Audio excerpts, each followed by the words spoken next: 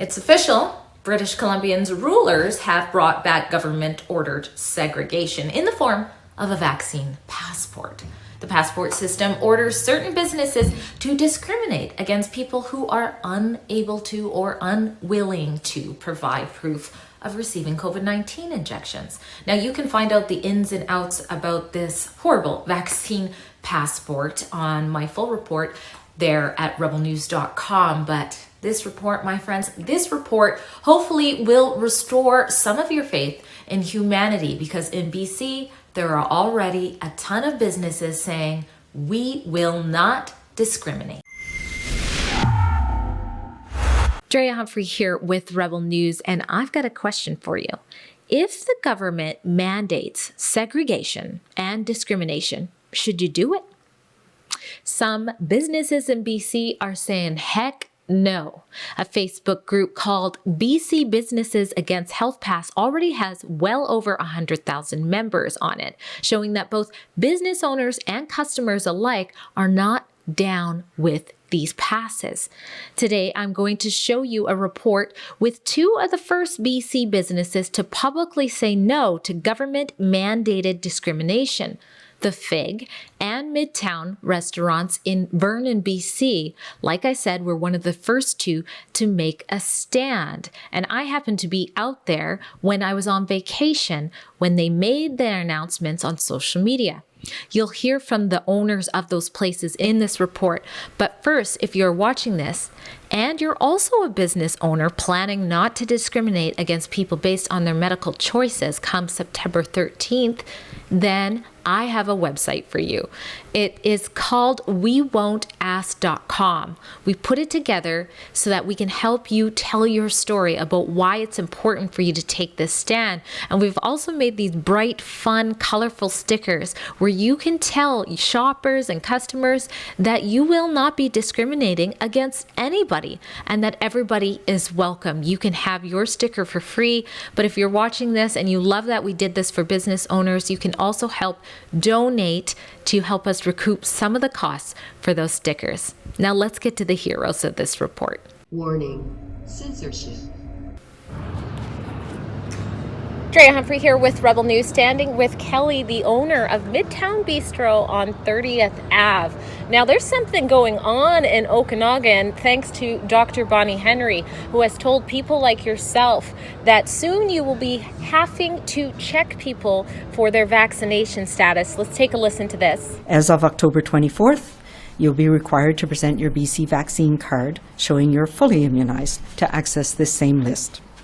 So what we're talking about are indoor ticketed sporting events, so whether you want to see the Canucks or the Lions, indoor concerts, theater, dance, and symphony events, so that we can get back to those arts events that we are so missing and being able to do it in a way that we can reassure each other is safe. Licensed restaurants, including indoor and patio dining and cafes, and restaurants that have table service. All right, Kelly, what was going through your mind when you heard that? Just that enough. We're already taking all the COVID measures. We've been closed down how many times now and told if we just comply that we'll get more normal back. So, we find more money to save our restaurants. We hire staff, we lay staff off. We have staff, we don't have staff. And then we get reopened again and we just start building ourselves back up, and then something else happens. Like patios in April and May in the Okanagan, that almost felt like a slap in the face after everything we've done to comply and all the hits restaurant took over the big box stores like Costco and Walmart. Because even though they want vaccine passports, you're still going to 800 people be able to go to Costco and you're not going to know if they're vaccinated or not. But if you come to my 26-seat restaurant, you need to know. It just hardly seems fair, and it seems to go against my customers' rights. I signed up to cook and talk to farmers and source food and put beautiful things on a plate, not check people's passports. That's just too far. It's too far this time. And then we comply to it. Let's say we comply to it and I check everybody's ID passport, and in October my business is shut down again. Until when? Until what I have to do to open the next time. That's just how I feel.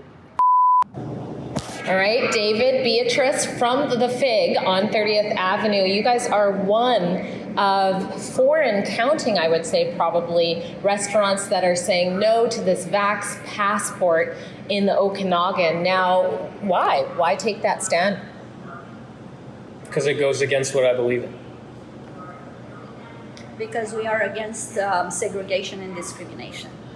Yeah, me too. You'd think most people would have learned from the past already when the government gave a thumbs up to segregation, but it doesn't seem like that's happening. Now, Beatrice, many of our supporters sent me a post that had your name on it, and you kind of pointed out, what small businesses have been through this whole time, and then why enough is enough. So how about you guys? What type of, I see you have some delicious cappuccino cookies, the best I've ever tasted. But I can't help but notice you also have you're featuring local artists. I mean, what does the Fig mean for this community? I mean, the Fig has been our gateway and our ability to facilitate change and provide, good services for the community. I mean, when COVID happened, we didn't know how long we would be able to survive for, so we just said, we've got a bunch of food, we're going to look after those vulnerable, because at the time it was vulnerable, and we gave away free food to seniors for 4 months. Months, over 12,000 meals. We still have some that come in every single day, almost 2 years later. When the forest fires happened with the evacuees, we were the first to say, if you're evacuated, no need to show proof, just come in, we'll feed you for free, as long as you need. So it's just been our vehicle to provide good in the community that we love so much and that has given us so much. And that's what the restaurant means to us. And I love what you told me off camera about how you came into this restaurant, if you want to share that with everybody.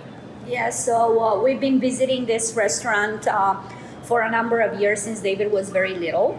And we loved the restaurant. And about 4 years ago, a few days ago, we celebrated our four-year anniversary of having the restaurant.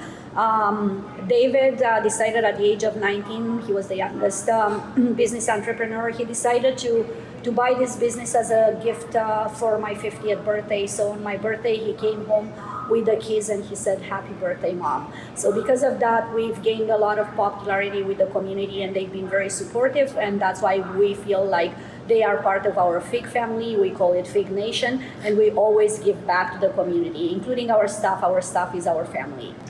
And I think I'm going to tie in with what David said.